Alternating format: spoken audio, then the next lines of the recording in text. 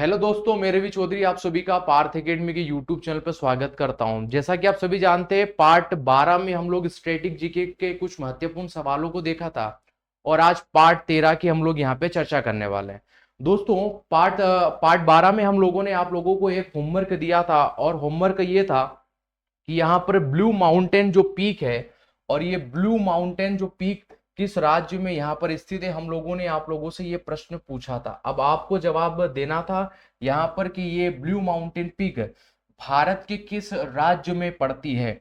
चार ऑप्शन दिए थे यहाँ पर, असम दिया था, त्रिपुरा दिया था, मणिपुर दिया था और मिजोरम दिया था। और इस सवाल का जो राइट आंसर होना चाहिए यानी ऑप्शन नंबर ए बिल्कुल सही होगा। मैं यदि यहाँ पर मणिपुर की ये जो मणिपुर यहाँ पर राज्य है और इसी मणिपुर की सर्वोच्च चोटी में यहाँ पे पूछूंगा। सर्वोच्च चोटी यदि मैंने मणिपुर की यहाँ पे पूछ लिया तो क्या जवाब होगा? मणिपुर की सबसे हाईएस्ट चोटी क्या पड़ेगी? तो यहाँ पर जवाब होगा माउंट तेनुपू। क्या जवाब होगा? माउंट तेनुपू। माउंट तेनुपू हाईएस्ट पिक पड़ती है मणिपुर की। आप लोगों को यहाँ पर याद होना चाहिए। चलिए बढ़ते हैं आज के पहले सवाल की ओर। और पहला सवाल देकर रखा है कि भारत में गजल गायन शैली के लिए प्रख्यात यानी भारत में गजल गाने की परंपरा देश द्वारा यहाँ पर स्थापित की गई है। और पहला ऑप्शन आप लोगों को देकर रखा है यहाँ पर हजरत यहाँ पर अली, या फिर सेकंड ऑप्शन देकर रखा है मीर खुसरो या निजामुद्दीन। ये प्रमुख ऑप्शन आप लोगों को देकर रखे हैं। आपको बताना है कि भारत में गजल शैली प्रमुख रूप से किस व्यक्ति के द्वारा स्थापित की गई। और आप सभी जानते होंगे, मैं यहाँ पे ये भी यदि चर्चा होगा कि गजल शैली, तो यहाँ पर इसी शैली को जन्म दिया था अमीर खुसरो के द्वारा। किस व्यक्ति के द्वारा? अमीर खुसरो के द्वारा इस शैली को जन्म दिया गया था। यानी राइट आंसर क्या होना चाहिए? ऑप्शन नंबर बी, अमीर खुसरो। यदि मैं यहाँ पर अमीर खुसरो के बारे में और बात करूंगा तो यही व्यक्ति को दरअसल यहाँ पर जवाब होगा उर्दू शायर का इसे जनक कहा जाता है। यदि ये प्रश्न पूछेगा तो इससे संबंधित सवाल होगा। वहीं और क्या कहा जाता है अमीर खुसरो को? तो जवाब होगा कि सर इसे तोता हिंद क्या कहा जाता है? तोता ए हिंद इसे कहा जाता है। आप लोगों को याद रखना पड़ेगा। इसी अमीर खुसरो से बनने वाले सवाल इतने यहाँ पर बन सकते हैं। और कौन कौन से व्यक्ति भारत में इसी शैली के लिए यानी प्रख्यात है? ये गजल शैली के लिए भारत में और कौन कौन से व्यक्ति फेमस हुए? तो जवाब होगा जगजीत जगजीत सिंह। आप लोगों को नाम याद रखना पड़ेगा, जगजीत सिंह। यहां पर रोशन साहब। क्या जवाब होगा? रोशन साहब। और वहीं पर पंकज उदास। कौन फेमस है यहाँ पर? पंकज उदास। ये वो व्यक्ति हैं भारत के उदास जो दरअसल किस शैली के लिए प्रसिद्ध है? तो जवाब होगा गजल शैली के लिए। ये सभी भारत में विख्यात है। इतना आप लोगों को यहाँ पर याद होना चाहिए। यदि और भी प्रश्न यहाँ पर पूछ लेगा तो एक और व्यक्ति का नाम आप लोग लिख सकते हैं, दुष्यंत कुमार। क्या लिख सकते हैं? दुष्यंत कुमार। ये सभी व्यक्ति इसी शैली के प्रसिद्ध व्यक्ति भारत के रहे हैं। चलिए दोस्तों बढ़ते हैं नेक्स्ट प्रश्न की ओर। और नेक्स्ट प्रश्न हम लोगों को क्या देके रखा है? देखिए नेक्स्ट प्रश्न हम लोगों को यहाँ पर देके रखा है गणतंत्र दिवस समारोह के समापन पर और यानी समापन को चिन्हित वाला जो समारोह सेलिब्रेट किया जाता है उस समारोह को क्या कहा गया है? आप लोगों को चार ऑप्शन देख रखा है। बीटिंग स्ट्रीट समारोह वायुसेना के लड़ाकू विमान द्वारा फ्लाइट पास्ट किया जाता है, या राष्ट्रपति भवन में या एक प्रकार का समारोह आयोजित किया जाता है। तो इस सवाल का राइट आंसर क्या होना चाहिए? यानी जब जब भी गणतंत्र दिवस सेलिब्रेट किया जाता है और उसके समापन के जो समारोह होता है उसे हम लोग बीटिंग रिट्रीट समारोह बोलते हैं। क्या बोलते हैं? बीटिंग रिट्रीट समारोह। इतना आप लोगों को याद होना चाहिए। और गणतंत्र दिवस हम लोग कब मनाते हैं? गणतंत्र दिवस आप सभी को पता होगा 26 जनवरी को हम लोग सेलिब्रेट करते हैं। ये मैंने आप लोगों को यहाँ पे पूछा है। और यदि मैंने प्रश्न पूछ लिया कि जो पहला गणतंत्र दिवस भारत का बनाया गया था, गणतंत्र दिवस जो भारत का बनाया गया था, उस गणतंत्र दिवस में मुख्य अतिथि कौन रहे थे?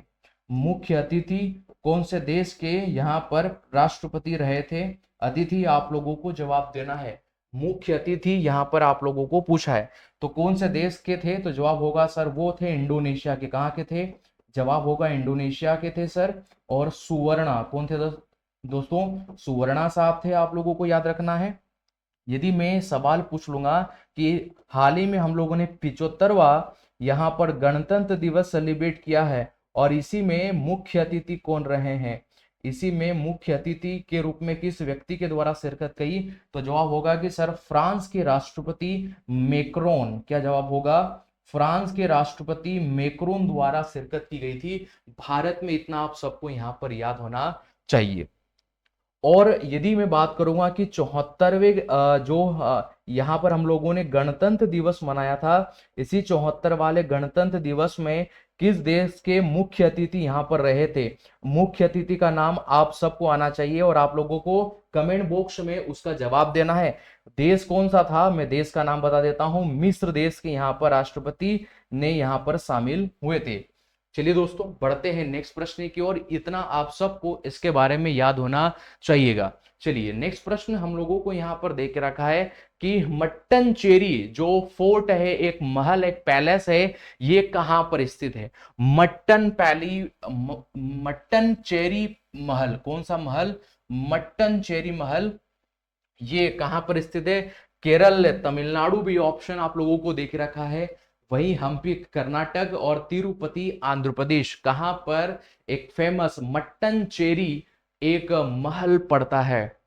जल्दी बताना है आप लोगों को कहां पर ये पड़ता है। और आप सबको याद होना चाहिए ये जो मट्टनचेरी महल है, मट्टनचेरी ये जो महल है, ये जो महल कहां पर पड़ेगा? तो जवाब होगा कि सर ये जो महल पड़ेगा ये कोची। कहां पर पड़ेगा? कोची, केरल में ये महल पड़ता है। यदि प्रश्न पूछा किसके द्वारा बनाया गया, तो जवाब होगा कि सर इसे पुर्तगालियों के द्वारा इसी महल को बनाया गया था। इतना आप लोगों को याद होना चाहिए। और यहीं पर केरल का एक शासक हुआ जिसका नाम था राजा वीर। कौन थे? राजा वीर को पुर्तगालियों के द्वारा यह महल क्या दिया गया था? भेंट दिया गया था। इतना आपको याद होना चाहिए। और हम्पी हम सबको याद होगा, हम्पी के यहाँ पर स्मारक फेमस है। हम्पी के यहाँ पर स्मारक आप सबको याद होना चाहिए। यदि प्रश्न पूछेगा ये जो हम्पी के स्मारक है इसे यूनेस्को के द्वारा कब यूनेस्को के द्वारा कब मान्यता दी गई? तो जवाब होगा 1986 में इसको यहाँ पर यूनेस्को ने अपनी साइड में शामिल किया था। इतना आप लोगों को याद होना चाहिए। अब यहाँ पर तंजावुर तमिलनाडु दे के रखा है। आपको बताना पड़ेगा ये जो तंजावुर तमिलनाडु वाला क्षेत्र है यहाँ पर कौन सा फेमस टेम्पल पड़ता है? फेमस टेम्पल एक पड़ता है, आप लोगों को इसका जवाब देना है। फेमस टेम्पल कौन सा पड़ेगा? तंजावुर में। कल वाली क्लास में हम लोग पढ़ चुके हैं कि यहीं पर ये तंजावुर में एक फेमस टेम्पल पड़ता है सर, जिसका नाम होगा वृद्धेश्वर टेम्पल। कौन सा टेम्पल? वृद्धेश्वर टेम्पल। और कल वाली क्लास में हम लोग पढ़ चुके थे ये जो वृद्धेश्वर मंदिर है ये विश्व का पहला मंदिर है। विश्व का पहला मंदिर है जो ग्रेनाइट के कारण बना है। किसके कारण? ग्रेनाइट रॉक के माध्यम से ये बना है। ऐसा विश्व में ये पहला टेम्पल है। इतना आप सबको यहाँ पर याद होना चाहिए। यानी हमसे सवाल पूछा था कि मट्टनचेरी जो फोर्ट है, जो मेंशन है, ये कहां पर है? पैलेस। तो जवाब होगा कोची, केरल। राइट आंसर होना चाहिए ऑप्शन नंबर ए। चलिए बढ़ते हैं नेक्स्ट प्रश्न की ओर। और नेक्स्ट प्रश्न हम लोगों को क्या देके रखा है? नेक्स्ट प्रश्न हम लोग को देख रहा है कि चित्रकारी पट्टचित्र शैली, चित्रकारिता की एक जो पट्टचित्र शैली है, पट्टचित्र शैली भारत में सबसे पुराने और सबसे लोकप्रिय एक आर्ट है। और ये पट्टचित्र शैली कहाँ की आप लोगों को बताना है। पश्चिम बंगाल, यहाँ पर असम भी ऑप्शन है, उड़ीसा या फिर राजस्थान। कहां पर पट्टचित्र ये जो शैली है ये फेमस है? तो पट्टचित्र शैली आप लोगों से पूछा है और आपको बताना है ये जो पट्टचित्र शैली है ये दरअसल कौन से राज्य की फेमस है? जवाब होगा उड़ीसा। यहाँ पर स्टेट होना चाहिए, यानी यहाँ पर ऑप्शन नंबर सी क्या होगा? बिल्कुल राइट होगा। वहीं पर यदि मैंने ये प्रश्न यहाँ पर पूछा कि वारली जो चित्रकारिता कहां पर फेमस है? तो जवाब होगा महाराष्ट्र कहाँ पर फेमस है? महाराष्ट्र में। यदि मैंने पूछा कि मधुबनी पेंटिंग, मधुबनी चित्रकारिता कहाँ पर फेमस है, तो जवाब होगा बिहार। क्या होना चाहिए?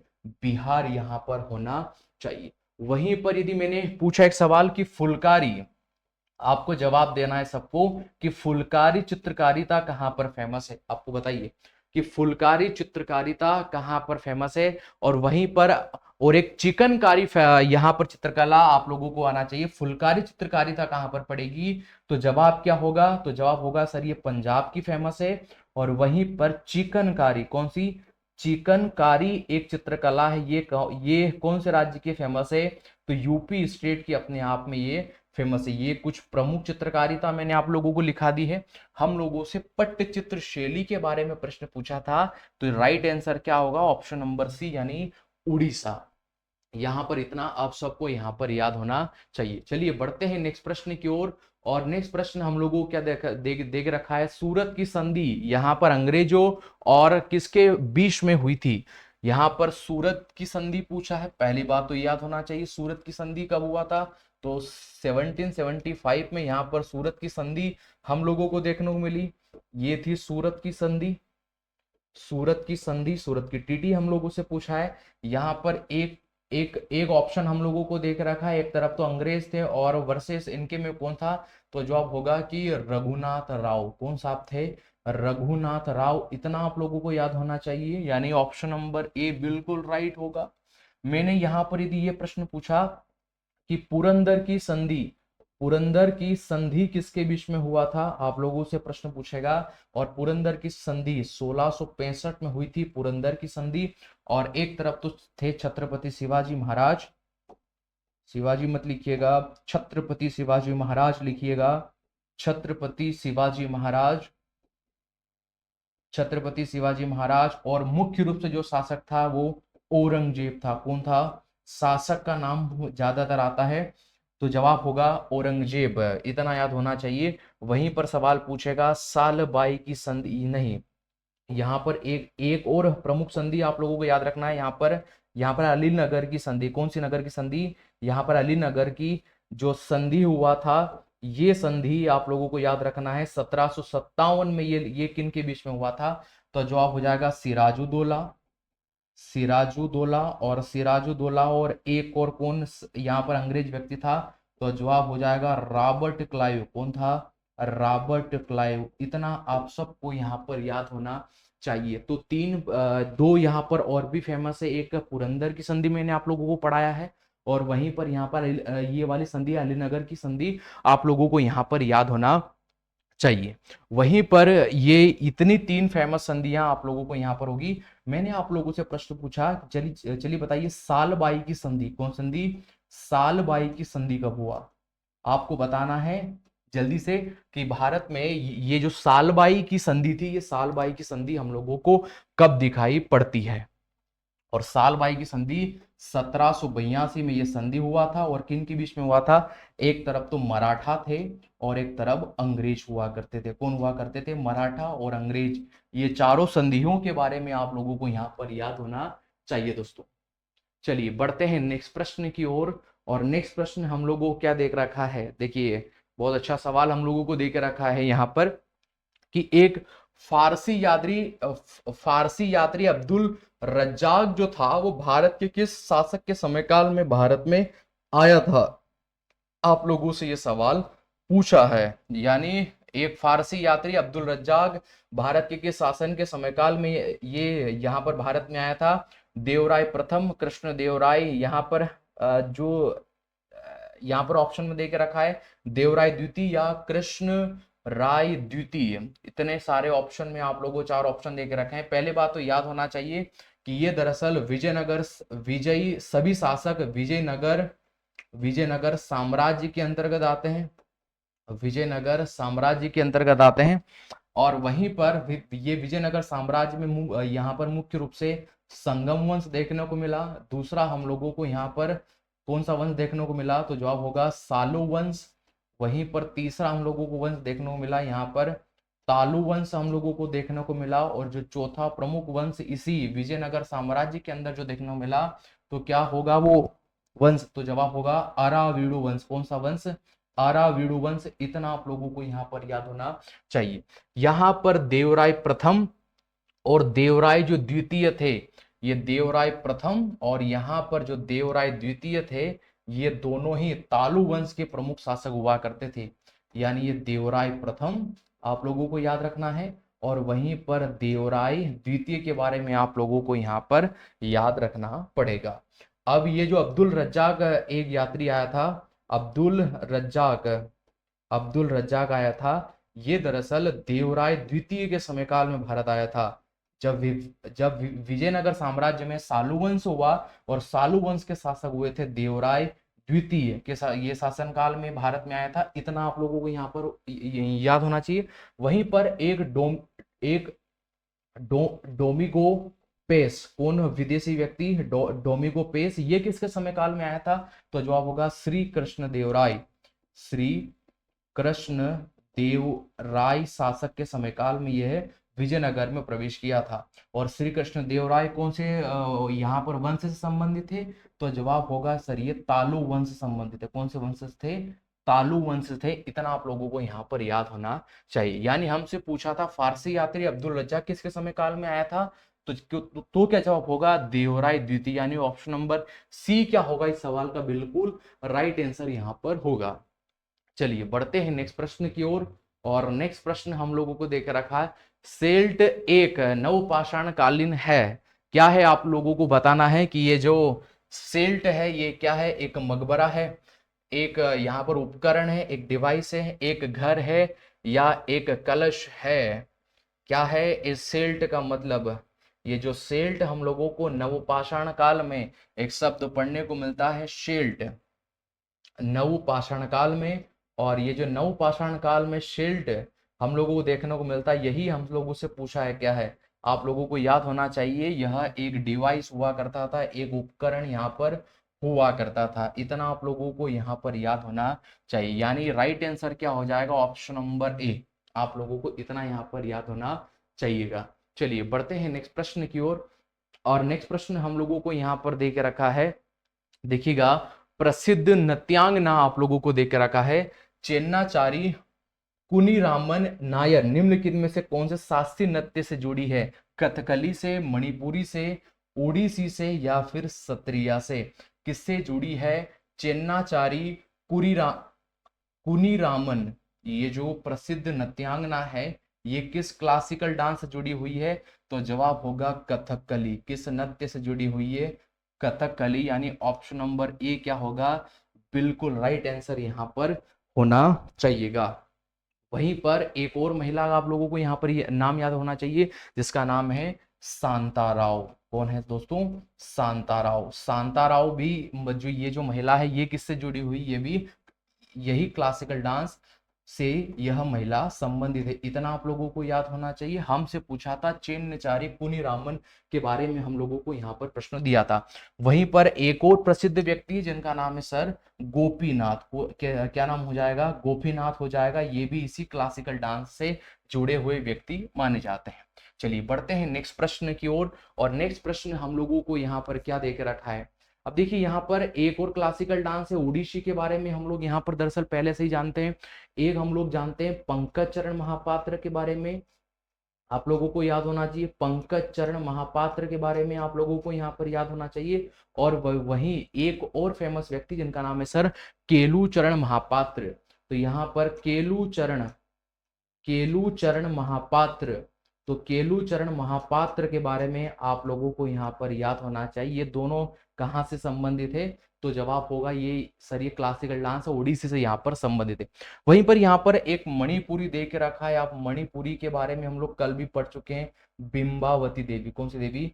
बिंबावती देवी के बारे में हम लोगों ने बिंबावती देवी के बारे में यहाँ पर पढ़ा। वहीं पर एक सविता मेहता के बारे में पढ़ा था हम लोगों ने, सविता मेहता के बारे में। ये दोनों महिलाएं किस शास्त्रीय नृत्य से जुड़ी हुई हैं? तो जवाब होगा यहाँ पर मणिपुरी शास्त्रीय नृत्य से ये जुड़ी हुई। इतना आप लोगों को यहाँ पर याद होना चाहिए। हम लोगों को सत्रिया दे के रखा है, और सत्रिया से कौन कौन से सर यहाँ पे जुड़े हुए हैं? तो गुरु जतीन के बारे में आप लोगों को याद रखना पड़ेगा। और यहाँ पर श्री मता शंकर के बारे में आप लोगों को यहाँ पर याद रखना है। ये दोनों ही किससे जुड़े हुए हैं, तो जवाब होगा सत्रिया क्लासिकल डांस से ये यहाँ पर प्रसिद्ध व्यक्ति जुड़े हुए हैं। चलिए दोस्तों बढ़ते हैं नेक्स्ट प्रश्न की ओर। और नेक्स्ट प्रश्न हम लोगों को क्या क्या देख रखा है, सतुघई एक सिंधु घाटी सभ्यता का प्रथम यहाँ पर फेमस यहाँ पर एक प्लेस रहा है। और ये सतगुही जो प्लेस है, ये सतगुही ये किस देश में स्थित है। देखिएगा आप लोगों से पूछा है किस देश में स्थित है, क्या यह भारत में स्थित है, पाकिस्तान में या अफगानिस्तान में यह स्थित है, आप लोगों से पूछा है। और आप लोगों को याद होना चाहिए ये जो सतुघई स्थित है, सतुघई ये जो सिंधु घाटी सभ्यता का जो क्षेत्र है, ये सतुघई यहाँ पर कहाँ पर स्थित, जवाब होगा ये सर यहाँ पर, यानी ऑप्शन नंबर सी बिल्कुल राइट होना चाहिए, यानी यहाँ पर अफगानिस्तान में ये स्थित है। इतना आप लोगों को यहाँ पर याद होना चाहिएगा। वहीं पर यदि मैंने ये पूछा कि अफगानिस्तान का एक ताखर प्रांत, कौन सा प्रांत, प्रांत का नाम भी पूछ सकता है, ताखर प्रांत, ताखर प्रांत में ये फेमस है। तो अफगानिस्तान में दो फेमस प्लेस हम लोगों को सिंधु घाटी सभ्यता से यहाँ पर दिखाई पड़ती है। यदि मैंने यहाँ पर एक की पॉइंट आप लोगों को याद रखना है, बेहद सरल है यहाँ पे प्रश्न, सिंधु घाटी सभ्यता का सबसे बड़ा स्थल, सिंधु घाटी सभ्यता का सबसे बड़ा स्थल कौन सा माना गया है, तो आप सब पहले ही पढ़ चुके हैं सर, जिसका नाम है मोहनजोदड़ो। कौन सा नाम होगा, मोहनजोदड़ो आप लोगों को नाम याद होगा। वहीं पर भारत में सबसे बड़ा स्थल कौन सा है, भारत में सबसे बड़ा स्थल सिंधु घाटी सभ्यता का सबसे बड़ा स्थल कौन सा माना गया है, तो जवाब होगा यहाँ पर राखी गढ़ी। कहा, तो क्या जवाब होगा, राखी गढ़ी इस सवाल का बिल्कुल यहाँ पर राइट आंसर होना चाहिए। और ये राखी गढ़ी कहाँ पर पड़ेगा भारत में, तो जवाब होगा सर ये हरियाणा राज्य में पड़ता है, हरियाणा राज्य। और ये इसी राखी गढ़ी से क्या प्राप्त हुए थे हमें, तो जवाब होगा 2 चांदी के मुकुट। क्या जवाब होगा, 2 चांदी के मुकुट हम लोगों को यहाँ पर इसी राखी गढ़ी प्लेस से यहाँ पर प्राप्त हुए थे। हम लोगों से पूछा सा सतुघई प्लेस कहाँ पर पड़ेगा, तो सतुघई प्लेस कहाँ पर दोस्तों, अफगानिस्तान में। ऑप्शन नंबर बी यहाँ पर बिल्कुल सही होगा। इतना आप लोगों को यहाँ पर याद होना चाहिए, हम लोग पहले पढ़ चुके हैं सतुगुई, और 2 प्लेस बताया था, एक तो सतगुई हो गया और एक यहाँ पर मुंडिक, कौन सा हो जाएगा, मुंडिक आप लोगों को याद होना चाहिए। ये दोनों प्लेस अफगानिस्तान में फेमस है।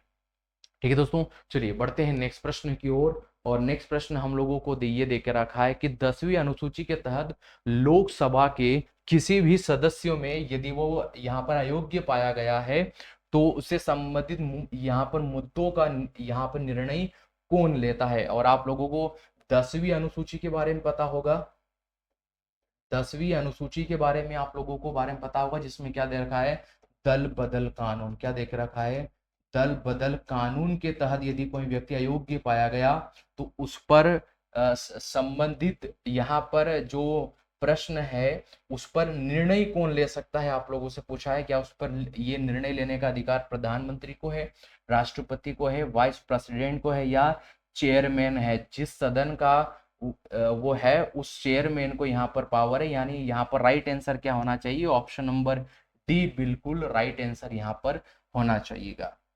देखिए यदि मैं बात करूंगा दल बदल में पहली बार संशोधन कब हुआ था इस 10th शेड्यूल में, तो याद होना चाहिए सभी 52वां संविधान संशोधन यहाँ पर 1985 में हमें दल बदल कानून सबसे पहले यहाँ पर लाया गया।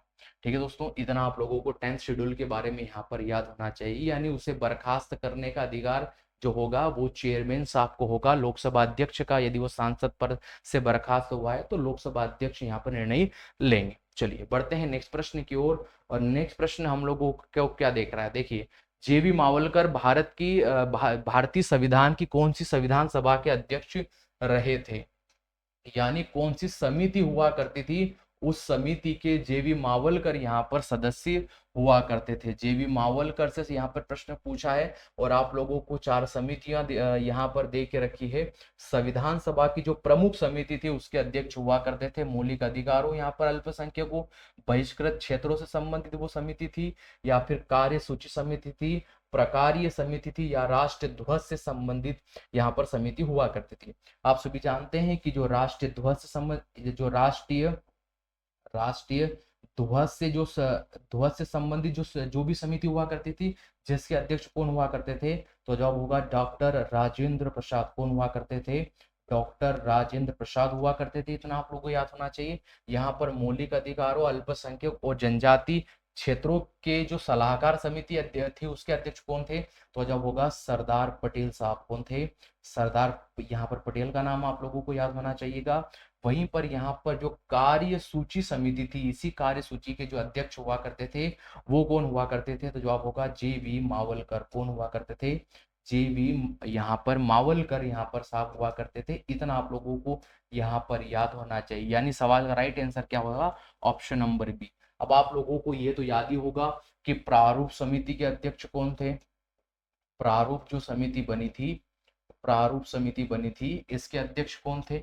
तो आप सभी जानते हैं कि भीमराव साहब इसके अध्यक्ष थे। भीमराव साहब इसी समिति के अध्यक्ष हैं। यदि मैंने प्रश्न पूछा कि प्रारूप समिति कब बनाई गई थी, वो डेट के साथ वर्ष बताना है, तो आप लोगों का जवाब होगा कि सर इसे 29 अगस्त और इसे 1947 को इसी प्रारूप समिति को यहाँ पर बनाया गया था। इतना आप लोगों को याद होना चाहिए। वहीं पर डॉक्टर राजेंद्र प्रसाद राष्ट्रीय ध्वज समिति के साथ साथ जो संचालन समिति हुआ करती थी, संचालन समिति, यही संचालन समिति के अध्यक्ष भी कौन हुआ करते थे? डॉक्टर राजेंद्र प्रसाद। ये भी आप लोगों को यहाँ पर याद होना चाहिए। देखिए JV मावलकर यानी जो संविधान सभा में समिति थी, उसके मुख्य रूप से कार्य सूची समिति के क्या हुआ करते थे? अध्यक्ष हुआ करते थे। इतना सबको आप लोगों को यहाँ पर याद होना चाहिए। चलिए बढ़ते हैं नेक्स्ट प्रश्न की ओर। और नेक्स्ट प्रश्न हम लोगों को यहाँ पर क्या देख के रखा है, देखिएगा। यहाँ पर अभी हम लोग ये वाला सवाल पढ़ चुके हैं। आप सभी जानते हैं कि चेयरमैन इसका यहाँ पर प्रमुख होता है। देखिए रखा है कलुमार शिखर। और ये जो यहाँ पर ये जो कलुमार शिखर है, ये किस पर्वत श्रृंखला की ये सबसे हाईएस्ट पीक यहाँ पर पड़ती है, हाईएस्ट बिंदु पड़ता है? कलुमार शिखर आपको बताना है। काराकोरम, यहाँ पर सतपुड़ा, या फिर विंध्य श्रेणी, और या फिर यहाँ पर अरावली पर्वतमाला।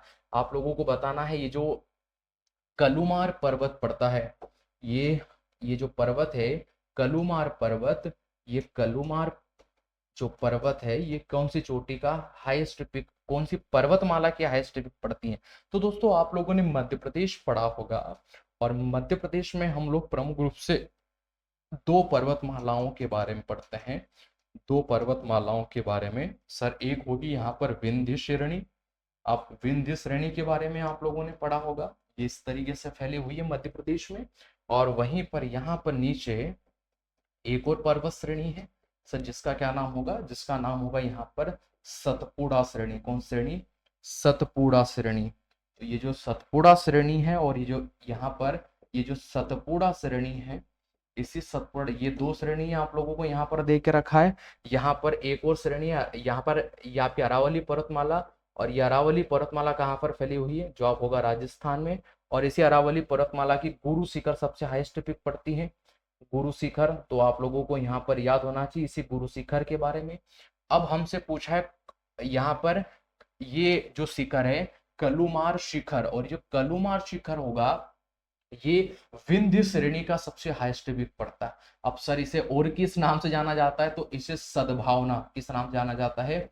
सद्भावना शिखर के नाम से इसी पर्वत को यहाँ पर जाना जाता है। 752 मीटर इसकी हाइट पड़ती है। इतना आप लोगों को याद होना चाहिएगा।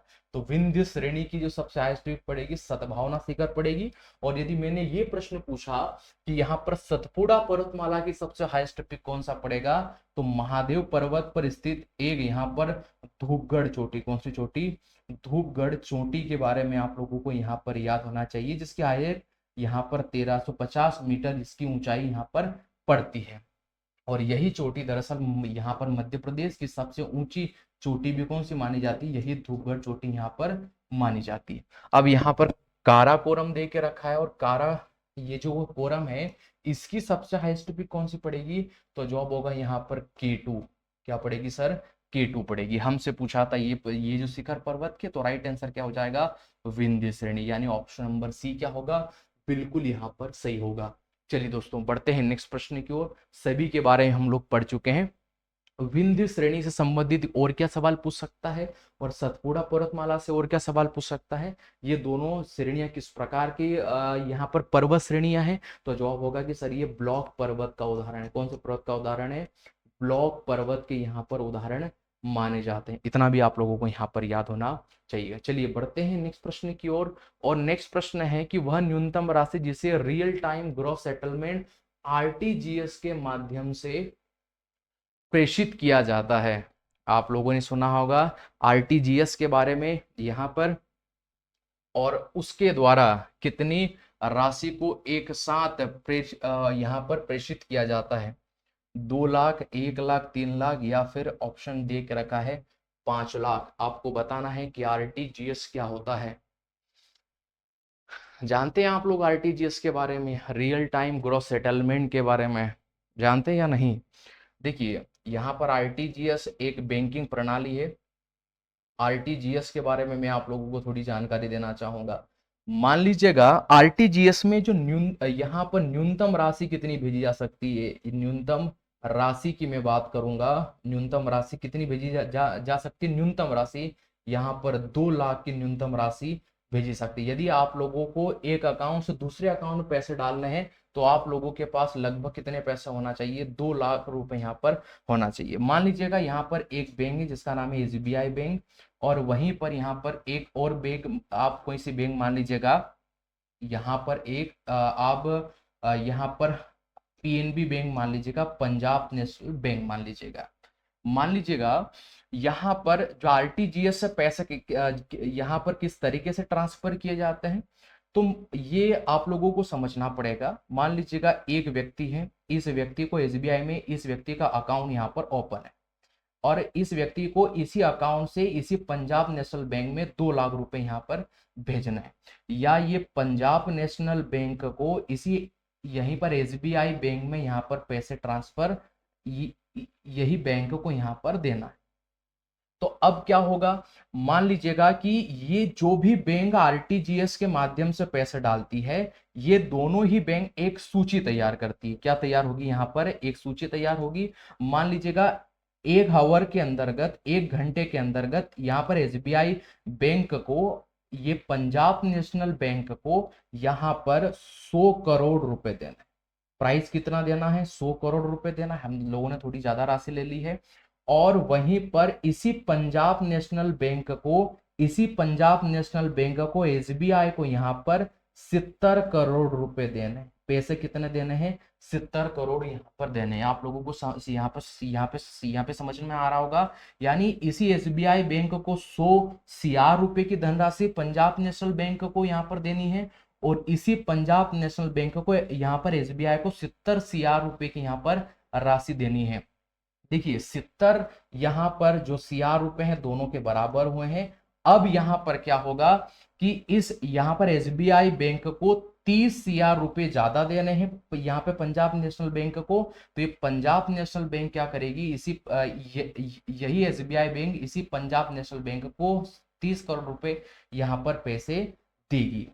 ठीक है दोस्तों, तो इस तरीके से सूची बनाकर ये लोग पैसे डालते हैं। इतना आप लोगों को यहाँ पर याद होना चाहिए।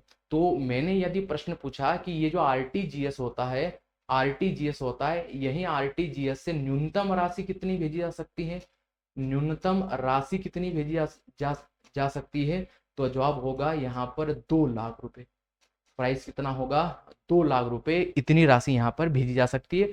वहीं पर एक और प्रोसेस होता है जिसे हम लोग दरअसल आईएमपीएस प्रोसेस बोलते हैं। ये भी एक पैसों को ट्रांसफर की एक प्रोसेस होती है। और यहाँ पर मैक्सिमम कितनी प्राइस पूछी जा सकती है कि मैक्सिमम हम लोग यहाँ से 5 लाख रुपए डाल सकते हैं।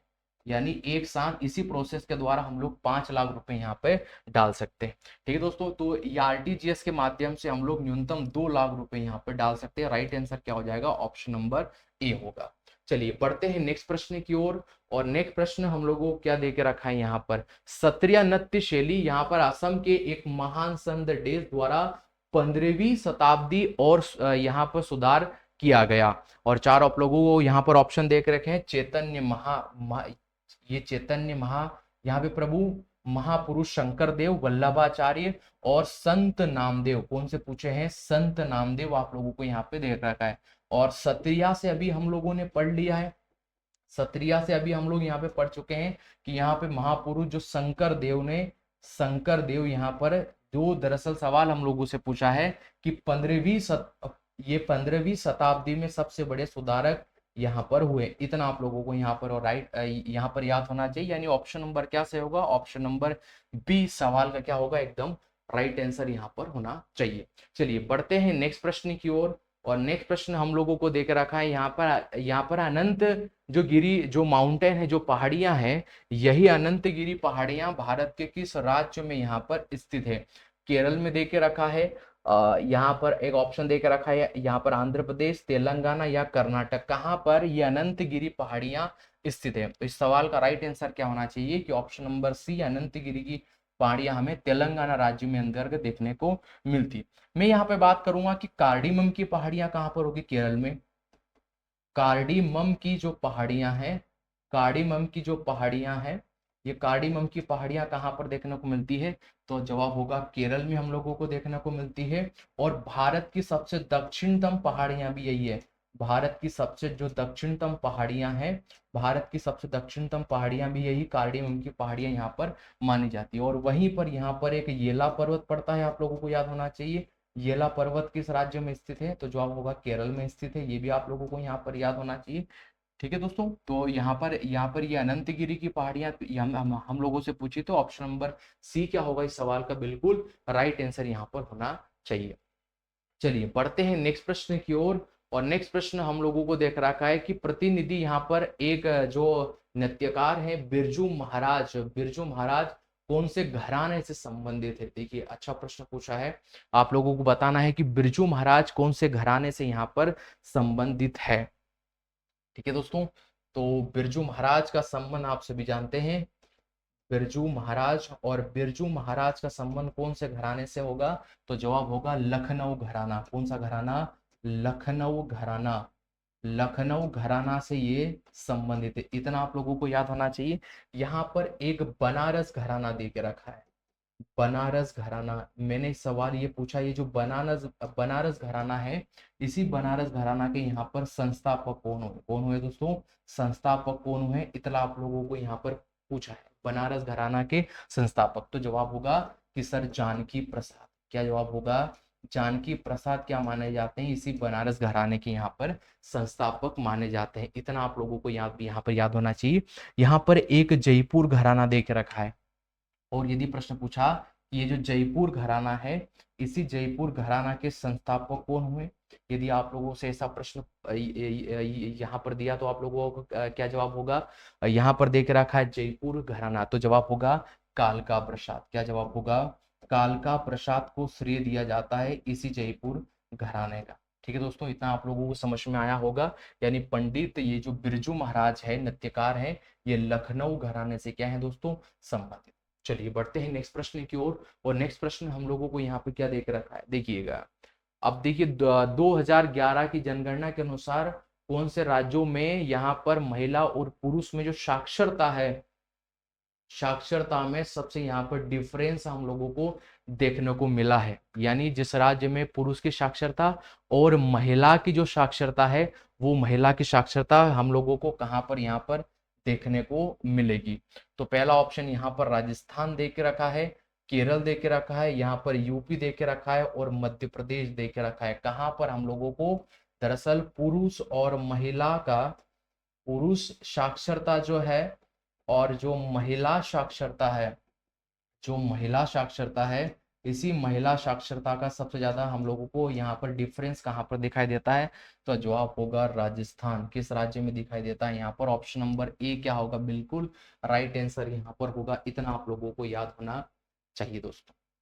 ठीक है, और यहाँ पर ये जो पुरुष यहाँ पर जनसंख्या है, यानी मेन जनसंख्या है, और ये जो वुमन यहाँ पर जनसंख्या है, इनकी जो बीच की जो साक्षरता है, इनकी साक्षरता का डिफरेंस कितना है? यदि मैंने ये पूछा है कि पुरुष और महिला है, जो उनकी साक्षरता का डिफरेंस कितना है, तो आप लोगों को याद रखना है 16 यहाँ पर 68% इन दोनों की साक्षरता का डिफरेंस है। और ये डिफरेंस 2011 की जनगणना के अनुसार है। कौन सी जनगणना के अनुसार? 2011 की जनगणना के अनुसार। इतना याद हो आप लोगों को होना चाहिए।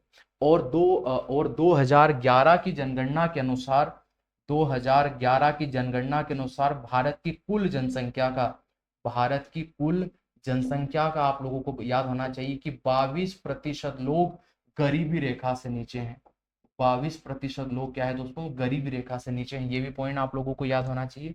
अब देखिएगा नेक्स्ट प्रश्न हम लोगों को यहाँ पर दे के रखा है, वो ये देख रखा है कि आपको बताना है कि दामोदर रिवर की प्रमुख सहायक नदी कौन सी देखने को मिलती है। ये आप लोगों से सवाल पूछा है और आप सभी जानते हैं इस सवाल का राइट आंसर होना चाहिए ऑप्शन नंबर डी, यानी बराक रिवर क्या होगी? इसी दामोदर रिवर की सहायक नदी हम लोगों को देखने को मिलती है। यहाँ पर अंतिम प्रश्न आप लोगों का होमवर्क है और आप लोगों को कमेंट बॉक्स में इसका मुझे जवाब देना है कि शुष्क वन यहाँ पर जो रिसर्च सेंटर है, अनुसंधान केंद्र है, ये भारत के किस राज्य में यहाँ पर स्थित है। ठीक है दोस्तों, मिलते हैं नेक्स्ट वीडियो में, तब तक के लिए धन्यवाद।